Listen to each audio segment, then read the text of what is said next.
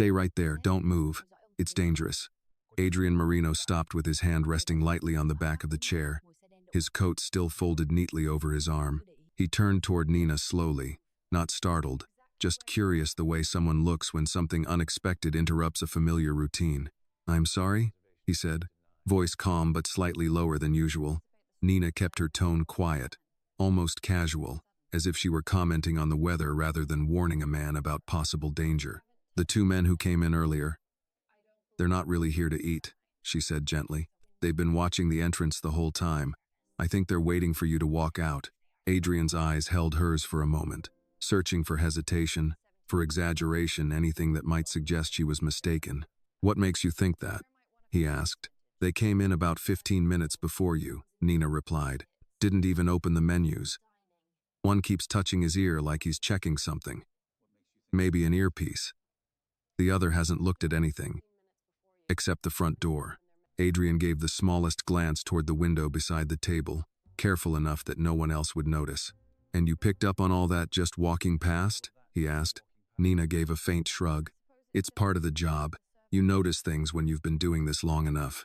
He studied her expression more closely now. "You always watch people this carefully?" he asked. "I don't mean to," Nina said, allowing the smallest apologetic smile. "But after a while you start noticing patterns. Who's celebrating something? Who's arguing? Who's about to send their steak back?" Adrian's gaze sharpened slightly. "Or who might be planning something worse than complaining about dinner," he said quietly. "Yes," Nina admitted softly. He leaned one hand on the table, thoughtful. "You could be wrong," he said. "I could," she agreed. "And if you are, you just stopped a customer on his way out for no reason." "I know," Nina said. "I thought about that." Adrian tilted his head slightly. "So why say anything at all?" Nina hesitated for half a second, choosing honesty over something rehearsed. "Because they came in before you did." Adrian's expression didn't change, but something behind his eyes became more alert. "You seem pretty sure of that."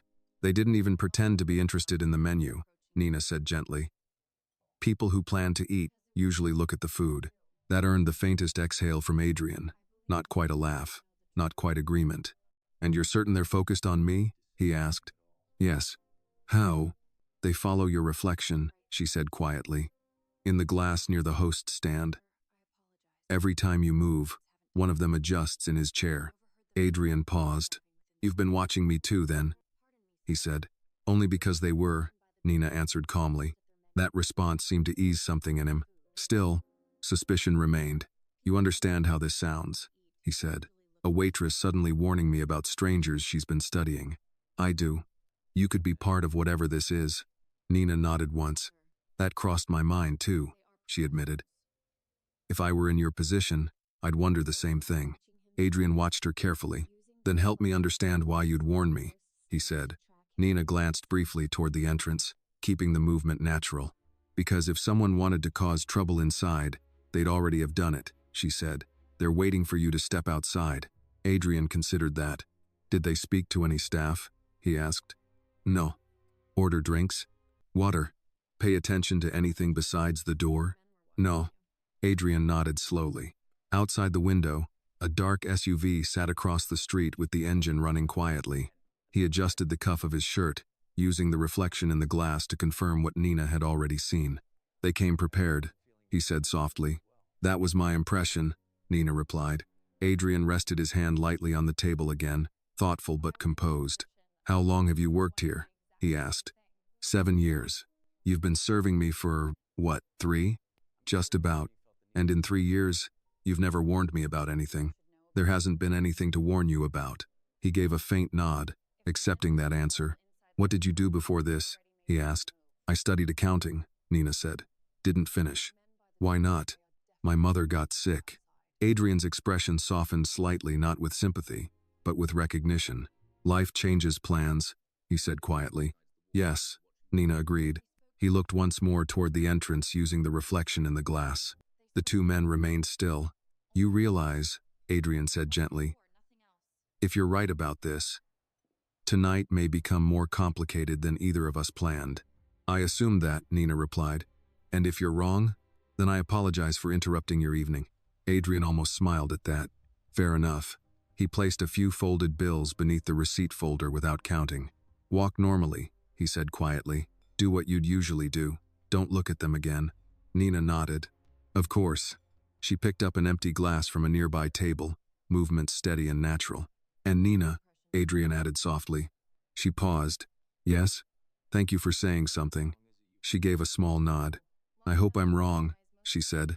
"So do I," Adrian replied. Nina walked calmly back toward the service station, forcing herself not to glance toward the entrance again. Routine protected appearances. Across the room, the two men pretended to study menus they had no interest in reading. Outside, the SUV engine continued idling quietly. Nina Walker had built her life on noticing small details most people overlooked. Tonight, one of those details might change everything. Adrian did not leave the restaurant immediately. Instead, he sat back down as though nothing unusual had happened, adjusting the cuff of his shirt with the same quiet composure Nina had observed countless times before. From a distance, he appeared no different from any other guest lingering over the last sip of an expensive drink. But Nina sensed the shift. Something in his posture had changed. Still calm, but more deliberate, more aware. She moved through the dining room with practiced rhythm, refilling water glasses, clearing plates, and exchanging polite smiles with guests who had no idea how quickly an ordinary evening could turn fragile. Every movement she made felt slightly sharper now, as if the air itself had become thinner. At the service station, her coworker Daniel was polishing cutlery, humming softly under his breath. He had worked at La Rosa Grigio for nearly 20 years, and treated the job with the quiet pride of someone who understood consistency was its own kind of achievement. "You okay?" Daniel asked casually, noticing Nina had paused a moment longer than usual. "Just tired," she replied, keeping her tone even. "Long week," he nodded knowingly. "Happens to all of us." Nina gave a small smile and returned to stacking plates. The ordinary exchange grounded her more than she expected. The world outside their quiet dining room could contain danger, betrayal, violence. But here, someone still cared whether the forks were polished correctly. Across the room, Adrian lifted his glass slowly, pretending to examine the bourbon's color under candlelight. His attention, however, remained directed toward reflections in the darkened window beside him. Nina followed his line of sight only once, using the mirrored surface of the espresso machine to avoid turning her head directly. The two men had not moved. One leaned slightly forward, forearms resting loosely on the table, posture relaxed but alert. The other appeared to be reading something on his phone, though the screen remained dark. At 8:31 p.m., the dinner rush softened. Several tables requested checks. Chairs shifted quietly across polished floors. The host began preparing reservations for the late seating. Routine continued, uninterrupted on the surface. Nina approached table 12 carrying a small tray with a glass of water she had not been asked to bring. "Still no order from them," she said quietly as she placed the glass beside Adrian's untouched napkin. "They're patient," Adrian replied. "Yes, patient men rarely come without a reason." Nina adjusted the silverware slightly, careful not to appear engaged in conversation. "I noticed something else," she said gently. Adrian did not look at her. "Go on." "They didn't arrive together," she continued. "One came in first. The second followed about 30 seconds later." "That matters?" Adrian asked. "Usually," Nina said softly. "People meeting for dinner walk in together." Adrian nodded almost imperceptibly. "Spacing suggests coordination," he murmured. "Yes. Anything else?" "The taller one scanned the emergency exit before sitting," Nina said, like he was confirming where it was. Adrian exhaled slowly. "That confirms enough," he said. Nina hesitated briefly before stepping away. "What happens now?" she asked quietly. Adrian folded the napkin once, calmly. "We wait." "For what?" "For them to make a mistake." Nina returned to the service station, her pulse steady but heightened. Waiting sounded simple, but waiting meant uncertainty, and uncertainty had rarely been kind in her life. At 8:40 p.m., the restaurant manager, Mr. Holloway, stepped out of his office, reviewing invoices on a tablet. He paused briefly to greet guests, maintaining the polished professionalism that had kept La Rosa Grigio respected for decades. "Nina," he said quietly as she passed. "Everything running smoothly tonight?" "Yes, sir." "Good. Mr. Marino seems comfortable?" "Yes." Mr. Holloway gave a satisfied nod. Adrian Marino was known as a valuable customer. not simply because of generous tipping, but because his presence attracted other discreet clientele who appreciated environments where privacy was protected. Comfort, however, was no longer the appropriate word.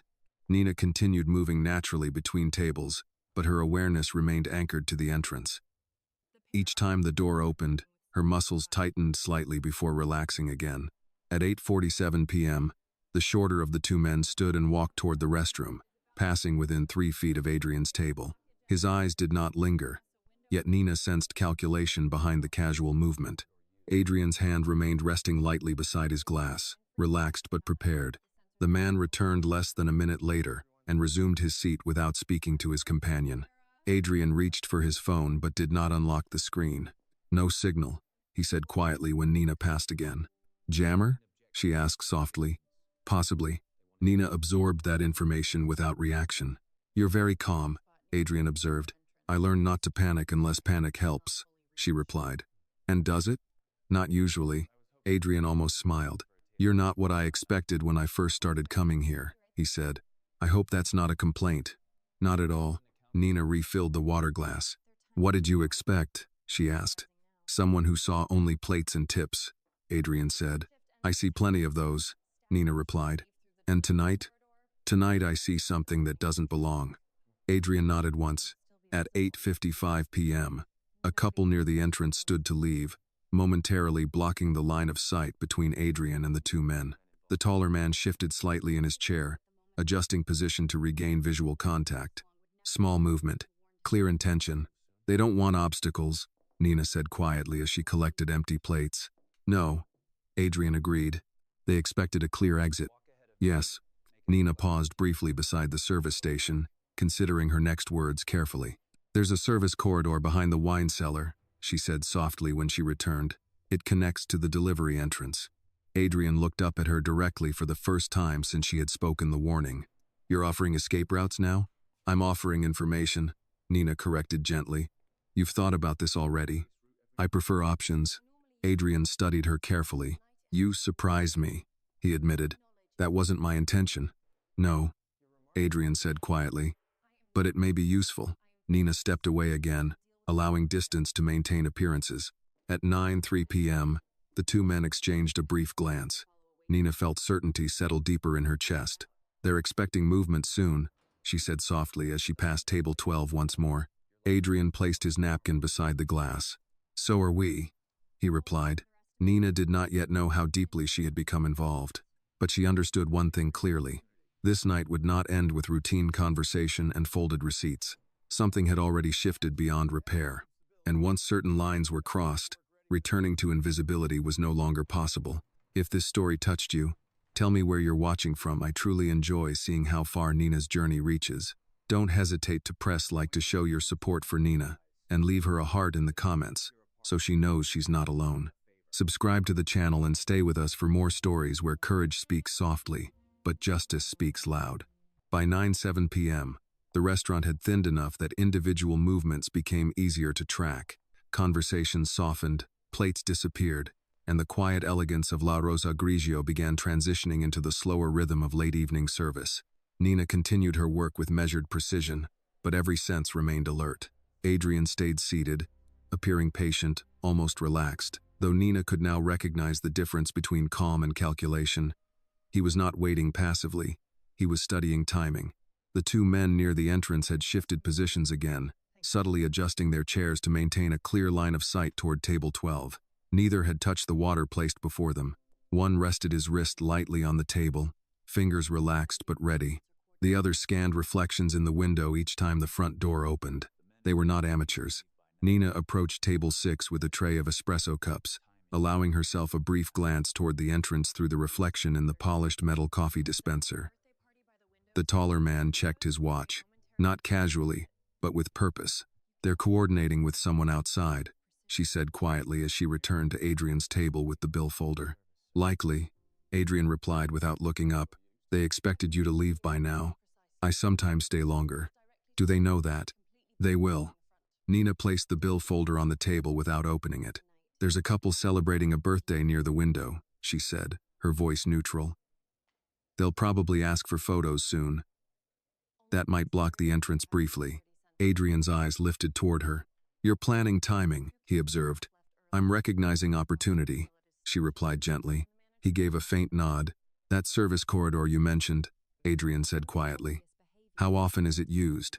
"Delivery staff use it twice a night," Nina replied. "But after 9, it's usually empty." "Alarmed?" "No. Only the exterior door has a security sensor." Adrian leaned back slightly in his chair, absorbing the information. "And the kitchen?" "2 staff left early," Nina said. "Dishwasher is still here, but he rarely leaves his station." "Manager?" "In the office." Adrian's gaze moved briefly across the dining room again. "Anyone who might notice something unusual?" "Only if we make it obvious." That answer lingered between them for a moment. At 9:12 p.m., the birthday couple Nina had mentioned stood near the front entrance, while a friend attempted to capture the perfect photograph under the restaurant's soft lighting. Their laughter filled the small space briefly, creating a natural barrier between the two men and the door. The shorter man shifted again, clearly irritated by the obstruction. "They don't like variables," Nina said quietly. "No," Adrian agreed, "which means they may accelerate." Nina felt the weight of that word. Things could move quickly now. She collected an empty glass from the adjacent table. Her posture relaxed despite the tension building beneath the surface. "What happens if they come inside?" she asked quietly. "They won't," Adrian said. "You're certain?" "If the objective is clean, they prefer distance." Nina absorbed that calmly. "So they want you outside?" "Yes." "And alone?" "Yes." Nina folded a linen napkin slowly, considering the implications. "There's a blind spot near the wine cellar entrance," she said after a moment. "Security camera angle doesn't cover it fully." Adrian looked at her again. "You know the camera layout." "I've worked double shifts for years," Nina said. "You learn where not to spill things." A faint breath of amusement touched Adrian's expression. "That may be the most practical explanation I've heard all evening." Nina allowed herself the smallest smile. "I try to keep solutions practical."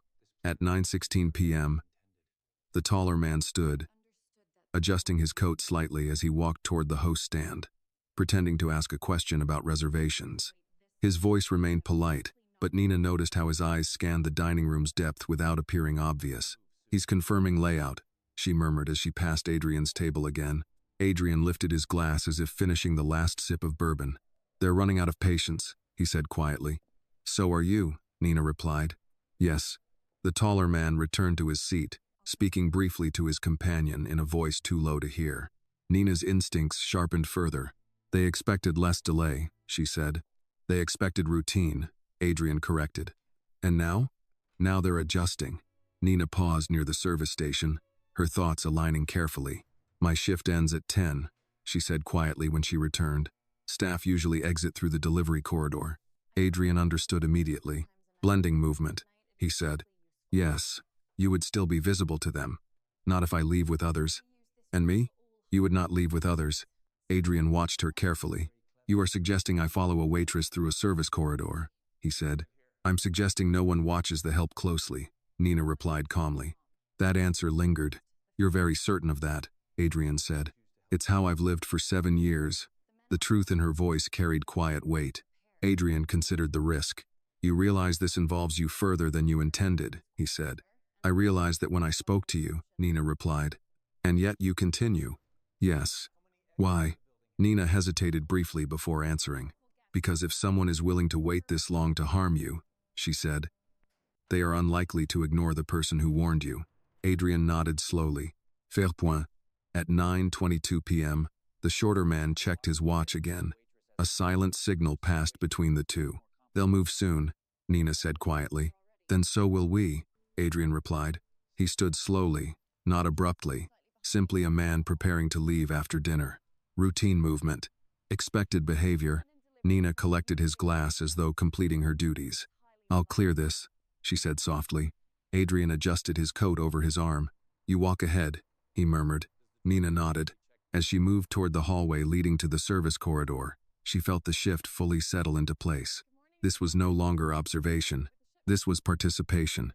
Behind her, Adrian followed at a natural distance, neither hurried nor hesitant. Across the dining room, the two men stood almost simultaneously.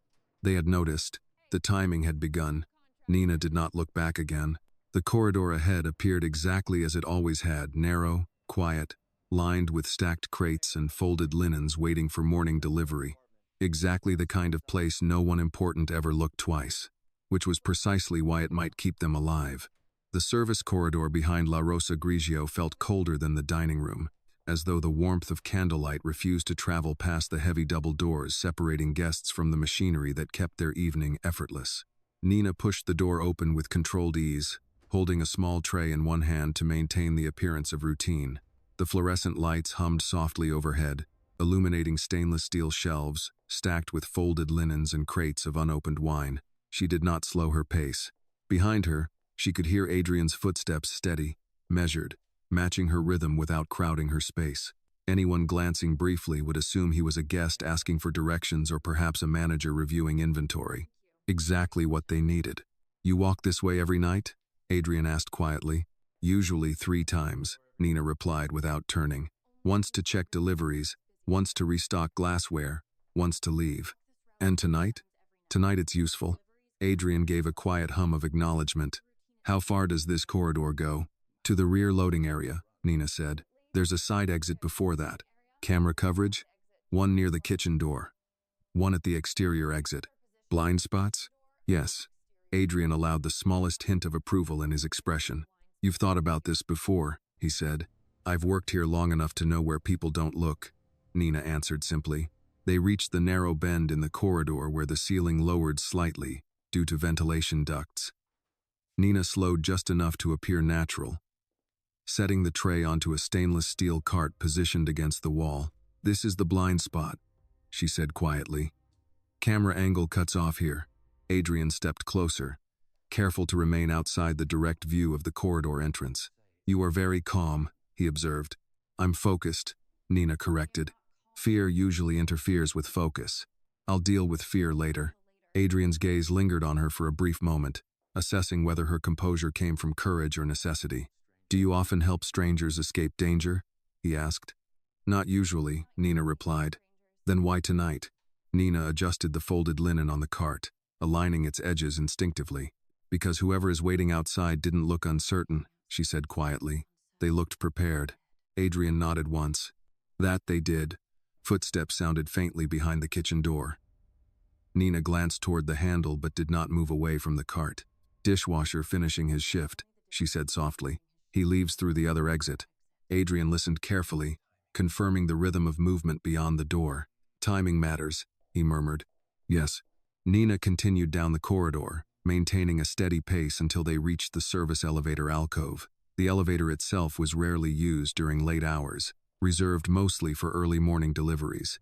"The stairwell is quieter," she said. "Less chance of interruption." Adrian followed without hesitation. Inside the stairwell, the air smelled faintly of cleaning solution and concrete dust. The muted echo of their footsteps created the impression of distance from the warm elegance of the dining room they had left behind. "How many exits from this building?" Adrian asked. "2 public," Nina replied. "1 delivery, 1 emergency." "And you believe they're watching the public exits?" "Yes." "You didn't notice anyone near the alley?" "No." Adrian paused briefly at the landing between floors. "They may have coverage outside our view," he said. "They probably do. And yet you're still confident in this route." "I'm confident no one expects you to follow a waitress through a service stairwell," Nina replied. Adrian allowed the faintest trace of a smile. "That may be true." They descended 1 more level before Nina slowed again near the metal door leading to the delivery corridor. She pressed her hand lightly against the surface, listening. She opened the door carefully. Cool air drifted inside, carrying the faint scent of rain and asphalt. The loading area was dimly lit, illuminated only by a single security lamp near the rear gate.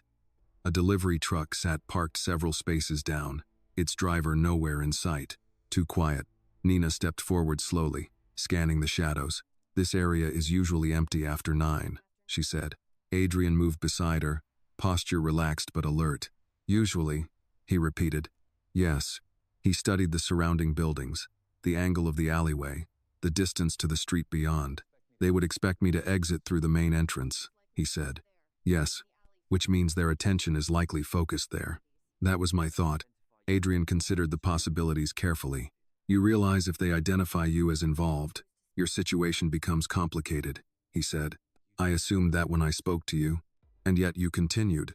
Yes. Adrian regarded her with quiet curiosity. You don't appear reckless. I'm not. Then why accept the risk? Nina folded her arms lightly, not defensively, simply thoughtful. Because I don't think they would ignore me, she said honestly. I spoke to you long enough for them to notice. Adrian acknowledged the logic. Possibly, he said. Probably, Nina corrected gently. A faint sound echoed from the far end of the alley, a car passing on the adjacent street. Both of them remained still until the sound faded. You've done this before, Adrian said quietly. No, Nina replied. But I've been underestimated before. Adrian considered that answer carefully. Underestimation can be dangerous, he said. Sometimes useful, Nina replied. A brief silence followed. You understand, Adrian said calmly. Once we leave this building, the situation becomes less predictable. I understand. And if they are positioned farther out, then we adjust. Adrian gave a small nod. You speak like someone familiar with contingency. I speak like someone who has had plans fail before, Nina replied. That seemed to resonate. Adrian checked the alley once more before stepping forward. Stay slightly behind me, he said quietly. Nina hesitated only a fraction of a second. You might want to stay slightly behind me, she said. You stand out more than I do. Adrian almost laughed at that. Fair point. They moved together toward the shadowed end of the alley, keeping their pace unhurried. From the street beyond, distant headlights passed intermittently, casting brief reflections against the damp pavement. Yet neither of them relaxed, because absence of danger did not guarantee safety. It simply meant the next move had not yet been revealed. Halfway to the corner, Nina slowed slightly. There's usually a linen delivery truck around this time, she said quietly. Reliable? Adrian asked. Very. Predictable schedules create opportunity, he said. Yes. They reached the corner where the alley met the side street. The glow of traffic lights reflected faintly against wet asphalt. The city continued moving normally, unaware of the silent calculations unfolding within it. Adrian glanced briefly toward the main avenue, where headlights passed steadily. No sign of the SUV from here, he noted. They wouldn't park twice in the same place, Nina said. Adrian regarded her thoughtfully. You notice more than most people, he said. I've had practice. A faint rumble of an approaching vehicle echoed from the far end of the street. Nina recognized the sound immediately. That should be the linen truck, she said quietly. Adrian nodded. Then we move naturally, he said. Yes. The truck turned the corner slowly, tires hissing softly against damp pavement as it approached the loading zone behind the adjacent building. As the vehicle came to a stop, Nina exhaled slowly. One step at a time. That was how survival often worked. One ordinary movement at a time. Behind them, somewhere beyond view, two patient men were still waiting for Adrian Marino to walk out the front door. They did not yet know he had chosen another path. The linen truck rolled to a slow stop beside the service entrance of the neighboring building, its engine idling with a steady mechanical hum that sounded almost comforting after the tension of the last hour. Nina recognized the driver immediately. Stan had been handling late-night deliveries for nearly as long as she had worked at La Rosa Grigio. He was a quiet man in his late 50s who listened to old rock through oversized headphones and rarely spoke more than necessary. Predictability made him dependable. Timing works, Nina said softly. Adrian remained half a step behind her, his posture relaxed enough to avoid attention but alert enough to respond instantly if something shifted. Does he usually check paperwork? Adrian asked. Never, Nina replied. He drops linens, picks up bags, leaves. Good. Stan climbed down from the driver's seat, stretching his back briefly before opening the rear doors of the truck. He did not notice Nina at first, focused instead on adjusting the stack of canvas carts inside. Evening, Stan, Nina said calmly, approaching with the same tone she used during every routine delivery. Stan slid one headphone halfway off his ear. Hey Nina, he said. Quiet night? Pretty normal, she replied. Stan nodded, satisfied with the predictable answer. Got 3 carts for you tonight. Manager said you were running low on tablecloths. That sounds right, Nina said. Stan stepped aside, pulling one of the rolling carts down the metal ramp. The wheels rattled softly against the steel grooves, the sound echoing faintly through the alley. Adrian remained just outside the pool of light cast by the overhead lamp, appearing no more suspicious than any customer waiting for directions. Stan barely glanced in his direction. Delivery company subcontractor, Nina said casually, gesturing toward Adrian with a natural ease that required no elaboration. Stan gave a polite nod without curiosity. Cold night for paperwork, he said absently. Adrian returned the nod. Just finishing a long day. Stan accepted that explanation without interest. Routine had taught him not to ask questions that complicated his schedule. As Stan returned to the truck for the second cart, Nina moved closer to Adrian. "He won't remember you," she said quietly. "That helps," Adrian replied. Stan rolled the second cart down the ramp, positioning it near the service entrance. "Everything else same as last week?" he asked Nina. "Yes," she answered. "Pick up at 3? 3 sharp." Stan wiped his hands on a folded cloth tucked into his back pocket. "You look tired," he added kindly. "Long shift," Nina said. "Tell me about it." Stan chuckled softly before climbing back into the truck to retrieve the final cart. Adrian observed the interaction carefully. "He trusts familiarity," he murmured. "Most people do," Nina replied. The third cart came down the ramp more slowly, its wheels squeaking faintly. Stan adjusted its alignment before closing the truck doors with a heavy metallic thud. "All set," he said. "See you Thursday. Drive safe," Nina replied. Stan replaced his headphones, already absorbed again in whatever music carried him through long overnight routes. He climbed into the cab and started the engine, reversing carefully toward the exit of the narrow loading zone. As the truck pulled away, the alley returned to quiet stillness. Adrian exhaled slowly. "That worked," he said. "For now," Nina replied. They remained still for a moment, listening for any unusual movement beyond the alley. Nothing. Only distant traffic and the faint hum of the city settling into late evening rhythm. Adrian stepped slightly closer to the shadow of the building, reducing his visibility from the street. "You've done this job a long time," he said. "Yes. Long enough to know routines can be useful." "Routines are often invisible," Nina replied. "And invisibility is power," Adrian said. "Sometimes," she agreed. Adrian studied the alley once more before shifting his attention back to her. "You understand that whoever arranged this had access to my schedule," he said quietly. "Yes. Very few people know where I dine regularly." Nina considered that. "Then whoever told them had time to observe patterns," she said. Adrian nodded slightly. "Or someone close to me shared the information directly. People talk more than they realize," Nina said. "That they do." He paused briefly, considering the implications. "You noticed the men quickly," he said, "which suggests they were not subtle." "They didn't need to be subtle," Nina replied. "They expected routine." Adrian's gaze sharpened slightly. "Routine creates vulnerability." "And predictability," Nina added. Adrian gave a faint nod. "Yes." A light drizzle began to fall, thin droplets tapping softly against metal surfaces and darkening the pavement beneath their feet. "We shouldn't remain here long," Adrian said. "No," Nina agreed. "Where do you normally go after your shift?" "Home," she replied. "Alone?" "Yes." Adrian considered that carefully. "That may not be advisable tonight." "I assumed that," Nina said.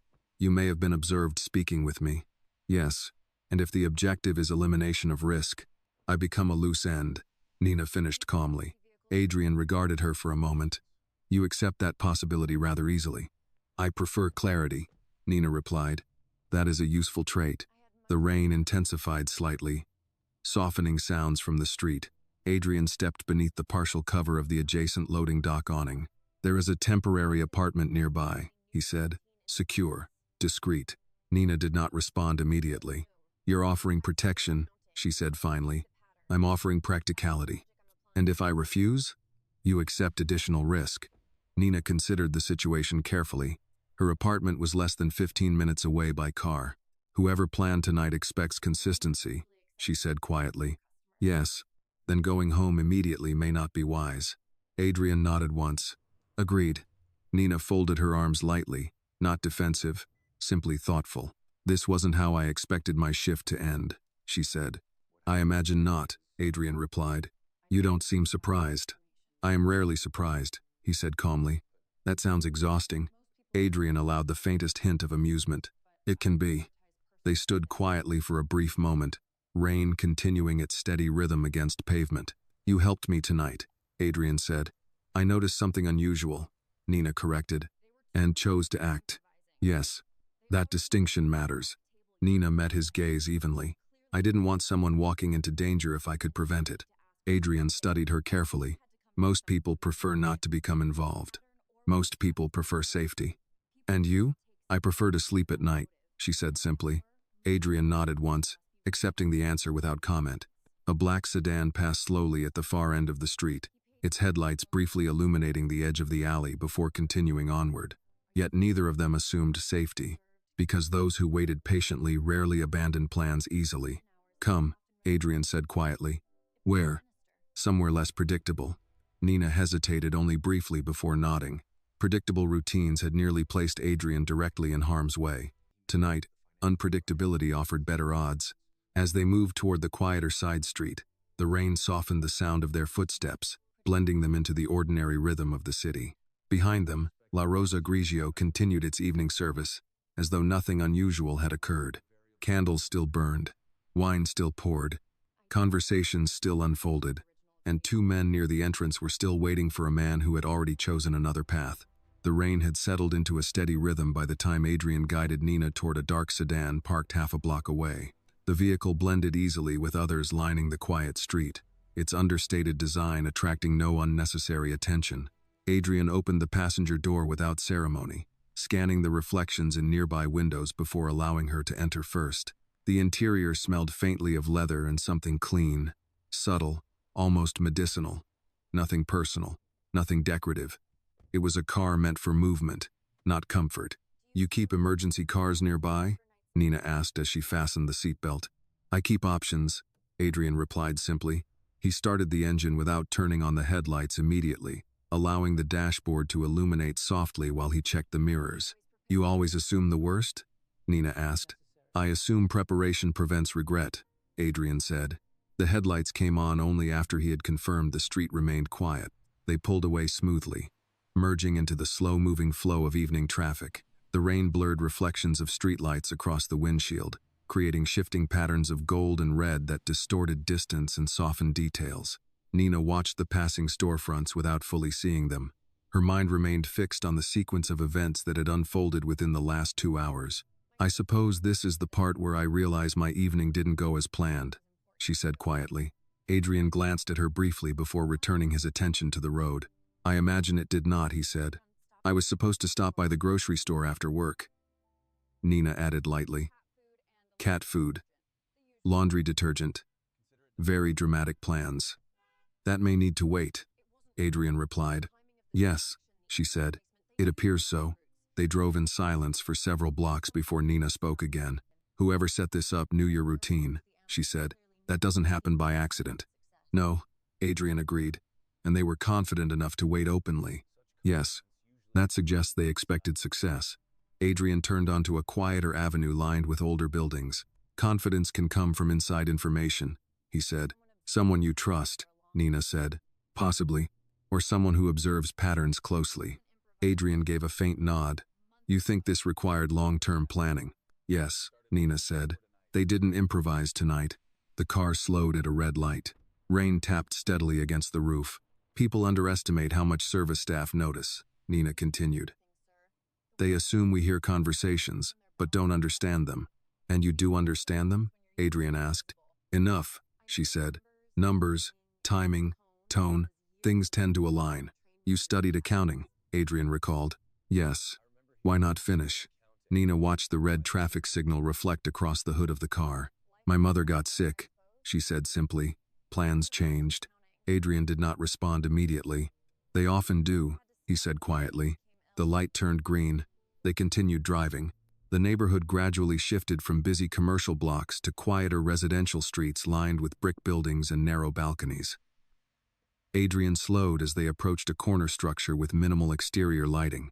This is temporary, he said as he pulled into an underground parking entrance. The gate opened automatically as the vehicle approached, revealing a small private garage lit by motion-sensitive lights. You trust technology, Nina observed. I trust layers, Adrian corrected. The car came to a stop near a private elevator entrance. This building belongs to a holding company, Adrian said. Few tenants, minimal traffic. Nina stepped out, the cool air carrying the faint scent of concrete and rain-soaked pavement. Inside the elevator, silence felt heavier. You do realize I don't usually accept invitations from customers, Nina said. This is not a social invitation, Adrian replied. I assume that. The elevator opened directly into a minimalist apartment. Neutral tones, clean lines, practical furniture. The space looked lived in only occasionally, as if used between departures rather than for daily routine. Adrian locked the door behind them and checked the security panel mounted near the entrance. Monitored, he said quietly. Nina moved slowly through the room, observing details without intruding. No photographs, she noted. No personal items. Nothing traceable. Nina nodded slightly. That makes sense. Adrian removed his jacket and placed it neatly over the back of a chair. You may sit, he said. Nina remained standing a moment longer. You're certain they followed your usual exit expectations? She asked. Yes. Then they will assume delay or change of plans, she said thoughtfully. Which buys time, Adrian replied. For both of us. Adrian studied her expression carefully. You understand this situation connects you to events beyond your profession, he said. I realized that when I decided to speak, Nina answered calmly. You could have remained silent. Yes. Most would have. Most people don't like complications. And you?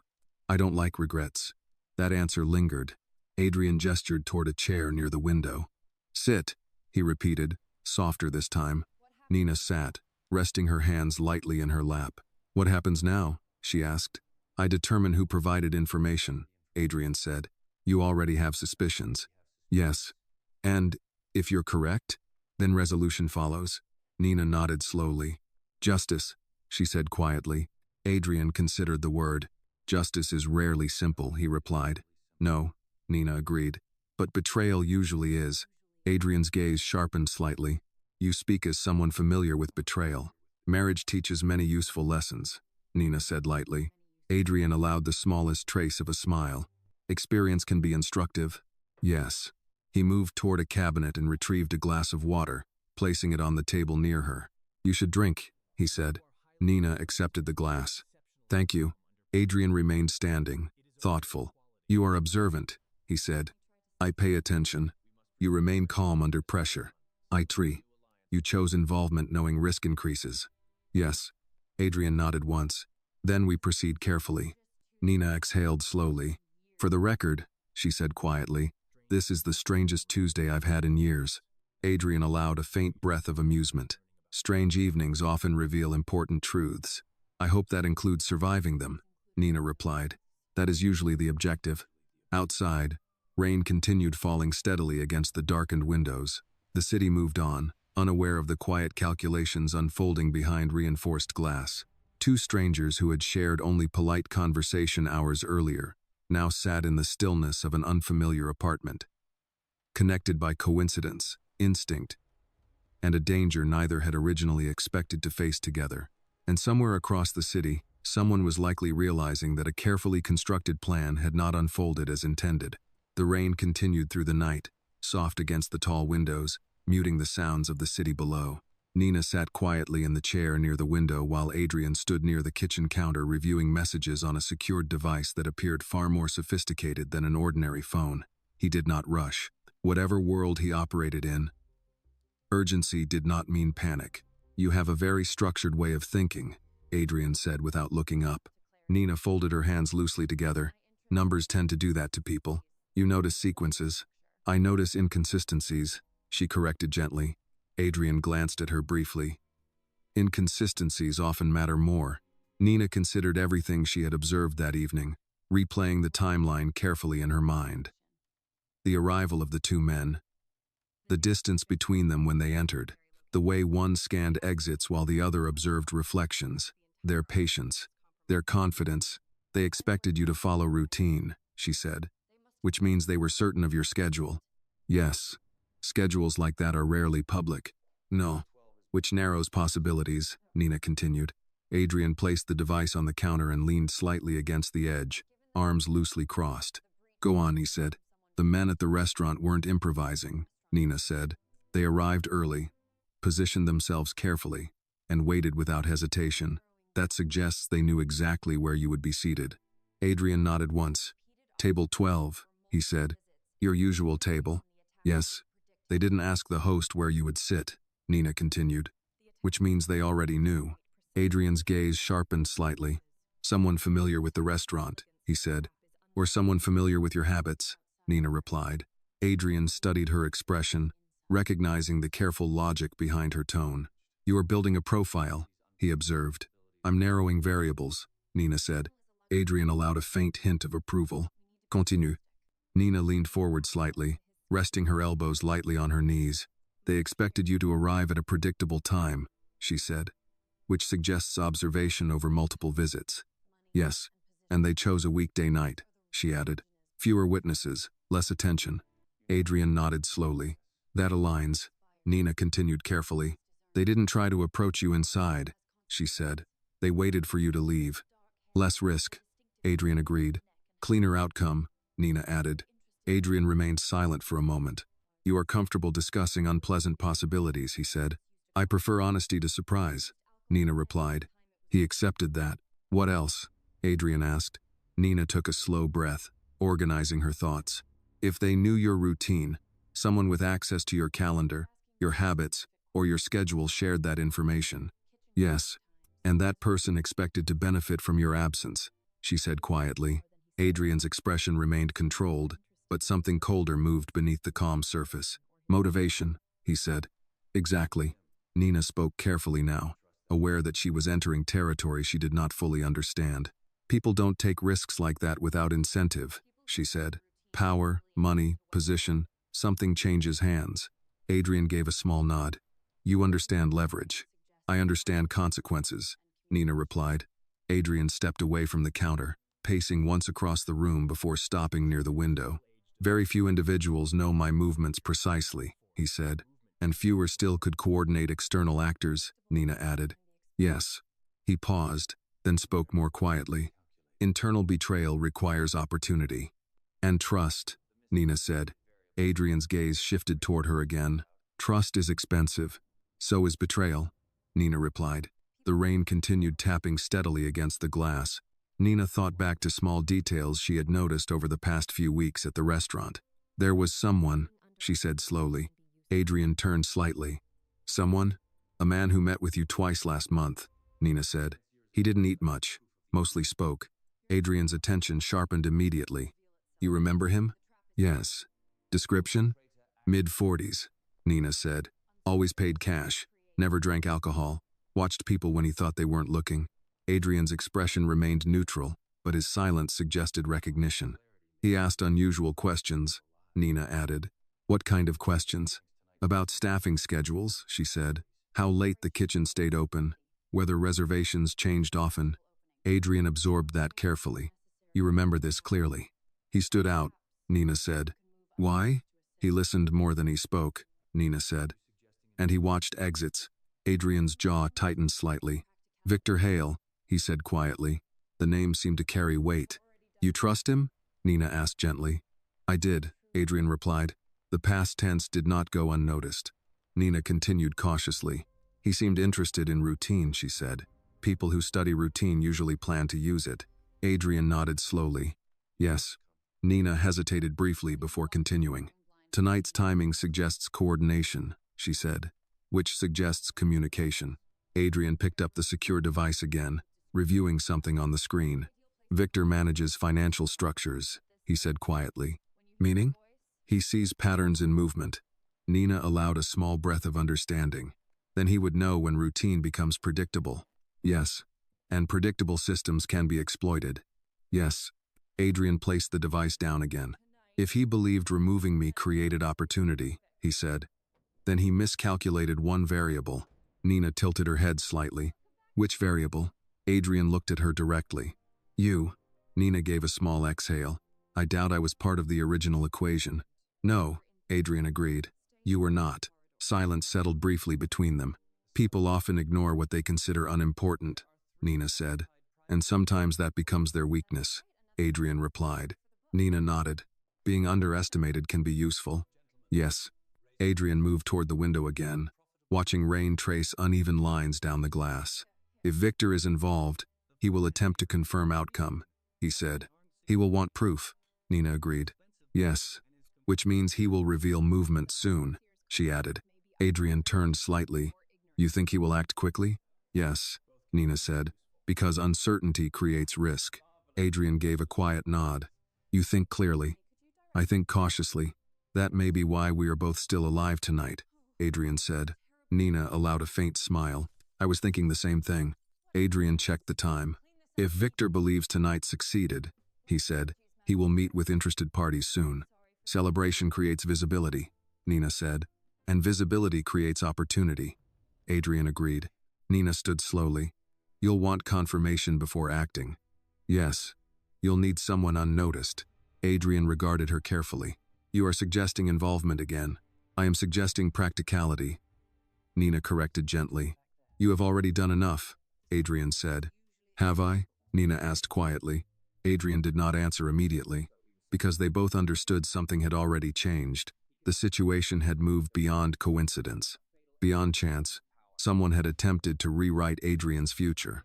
And Nina Walker, who had spent years perfecting invisibility, had become the one variable no one had planned for.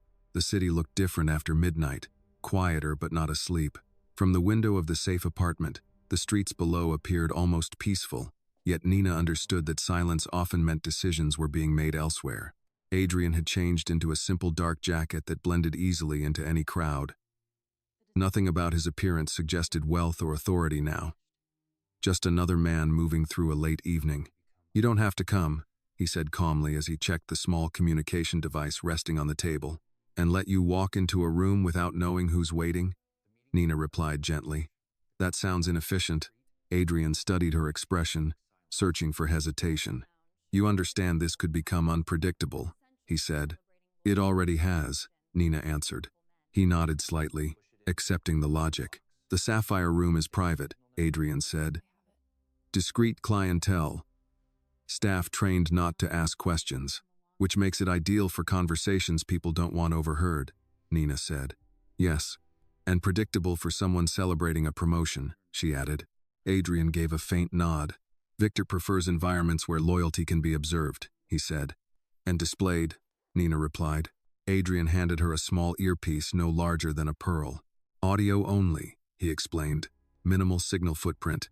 Nina examined it briefly before placing it carefully in her ear. Technology has improved since my accounting classes, she said lightly. Adrian allowed the smallest hint of a smile. You adapt quickly. I pay attention. Adrian opened a garment bag resting on the back of the chair and removed a simple black vest and white blouse identical to those worn by service staff in many upscale lounges. You will not stand out, he said. That's usually my specialty, Nina replied. She changed quickly, tying her hair neatly at the nape of her neck in a style common among hospitality staff. When she stepped back into the room, her reflection revealed exactly what she intended. Forgettable professionalism. Perfect, Adrian said quietly. That's not usually a compliment, Nina replied.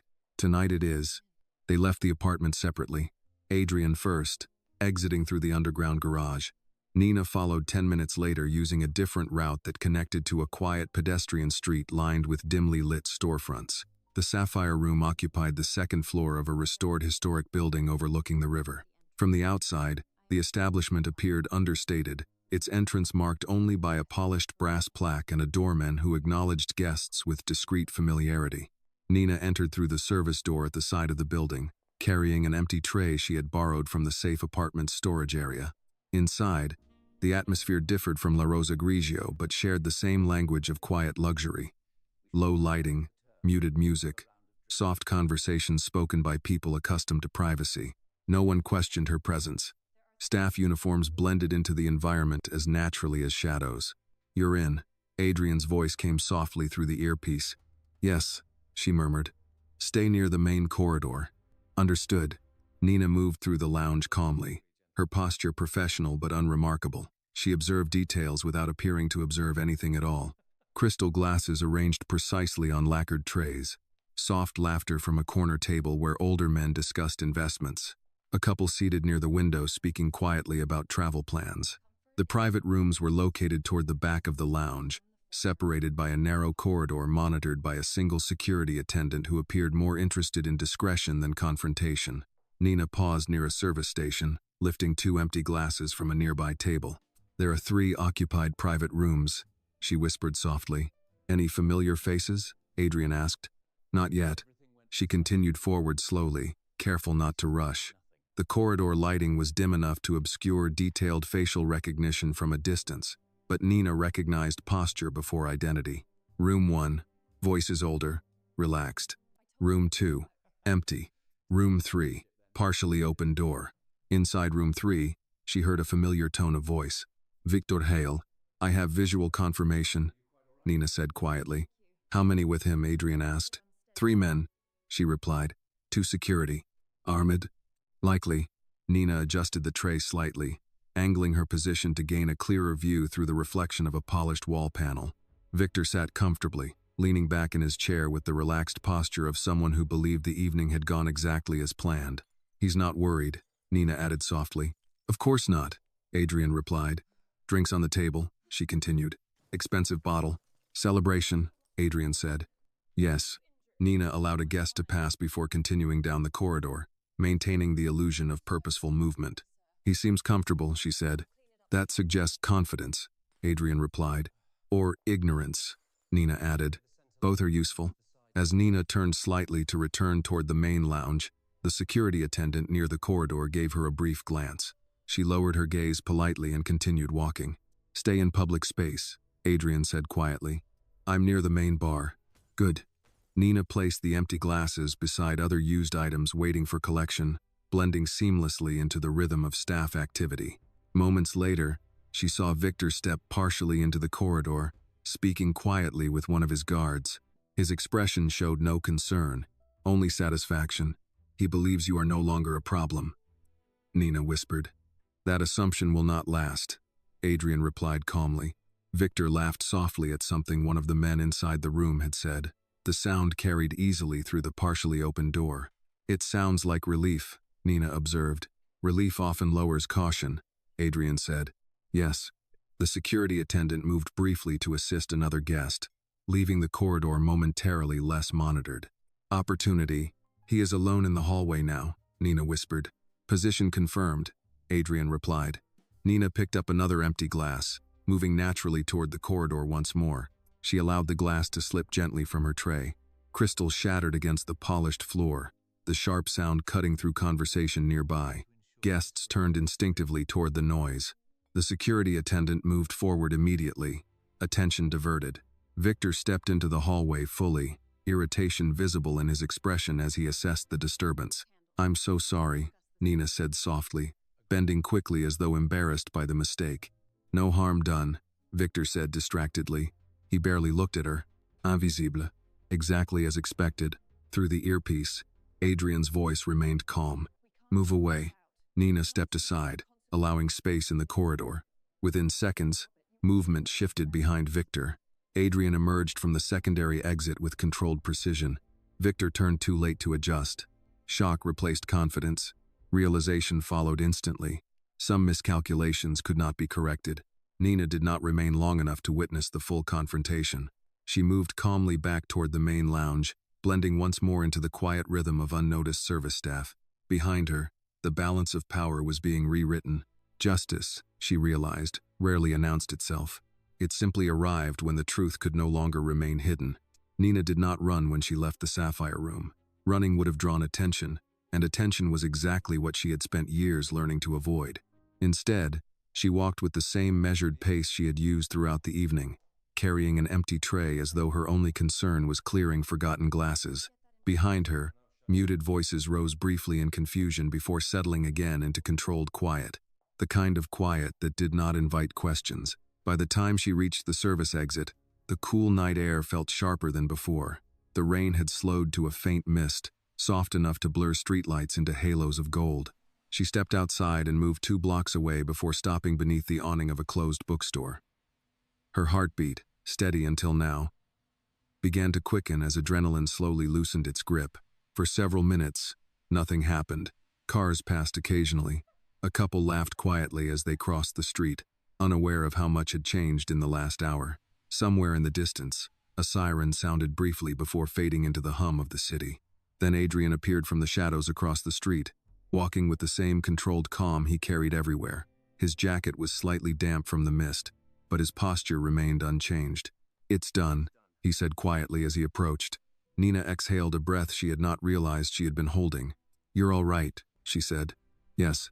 She studied his expression carefully. No visible injury, no sign of urgency, just certainty. "He was surprised?" she asked. "Yes. I imagine that doesn't happen often." "No," Adrian replied. They stood in silence for a moment, the significance of the evening settling between them. Victor Hale had made one mistake. He assumed predictability. He assumed routine. He assumed invisibility meant irrelevance. Nina wrapped her arms lightly against the cool air. "I suppose that means your schedule changes now," she said gently. "For a while," Adrian agreed. "And your trust. That as well." They began walking slowly toward a quieter side street where fewer lights remained on.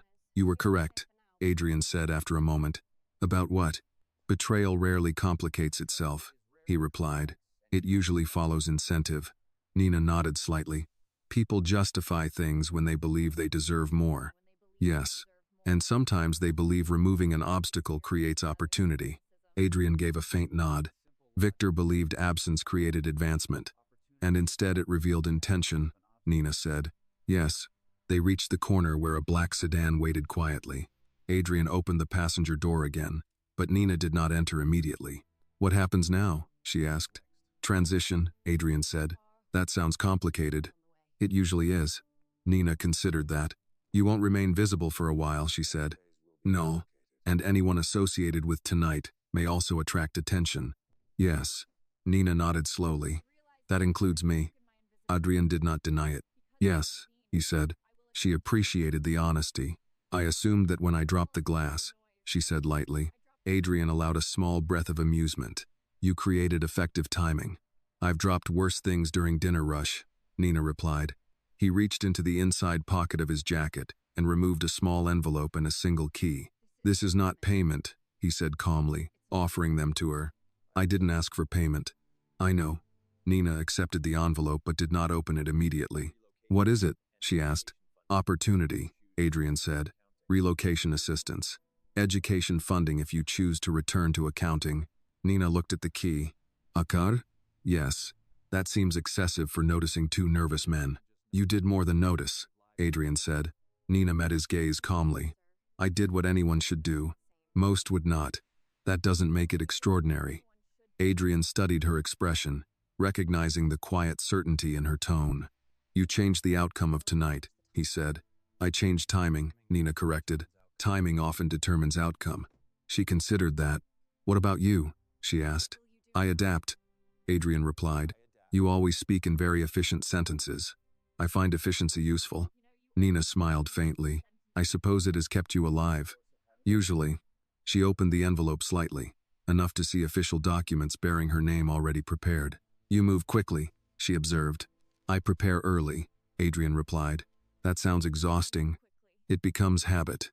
Nina closed the envelope again. "I don't want to disappear," she said quietly. "You don't have to. I don't want to spend my life wondering who might be watching." "That is understandable." She considered the key resting in her hand. "I left accounting because life interrupted," she said slowly. "You may return if you choose." "I might," she admitted. Adrian nodded once. "You notice patterns," he said. "That skill has value beyond restaurants." Nina exhaled softly. "I used to believe that." "You should again." They stood quietly for a moment beneath the soft glow of the streetlight. "This is where our paths separate," Adrian said finally. "That sounds very formal." "It is practical." Nina studied his expression carefully. "You saved your own life tonight," she said. "You made that possible." She shook her head slightly. "You made the decisions. And you provided the information." Nina slipped the key into her coat pocket. "I hope your future schedules are less complicated," she said. Adrian allowed the faintest hint of a smile. "I suspect they will not be." "That figures." She stepped back slightly. "Take care of yourself, Mr. Marino." "Adrian," he corrected gently. She nodded once. "Take care of yourself, Adrian." He hesitated briefly, as though considering something unsaid. "You will not be entirely alone," he said quietly. "That sounds mysterious." "It is reassurance." "I'll accept reassurance," Nina replied. Adrian stepped back toward the sedan. As he opened the door, he paused briefly. "You were right about something else," he said. "What's that?" "Invisible does not mean powerless." Nina smiled softly. I'm beginning to understand that. He inclined his head once before entering the car. Moments later, the vehicle moved quietly down the street, disappearing into the city's late-night rhythm. Nina remained standing beneath the streetlight for a few seconds longer, feeling the weight of the envelope in her hand and the unfamiliar sense that something in her life had shifted permanently. Not loudly, not dramatically, quietly, like most meaningful changes. Some encounters lasted only hours but altered direction completely. Some lessons arrived disguised as coincidence, and sometimes, being overlooked allowed a person to see clearly enough to change their own future. Nina Walker turned toward the opposite corner and began walking home, aware that routine would feel different tomorrow, not because the world had changed, but because she had. The story reminds us that strength does not always appear in loud voices or powerful positions. Sometimes the people society overlooks are the ones who see the truth most clearly. Nina's courage shows that dignity and integrity matter more than status, and that quiet decisions can change the course of lives. Justice is not always dramatic or visible, but it often begins with one person choosing to do what is right, even when no one is watching. The lesson is simple yet powerful. Never underestimate the value of awareness, moral courage, and self-respect, because true influence often belongs to those who act with conscience rather than fear. This video is a work of fiction created with the assistance of artificial intelligence. All characters, events, and situations are not real, and do not represent any actual people or true stories. The content is intended for storytelling and emotional illustration only.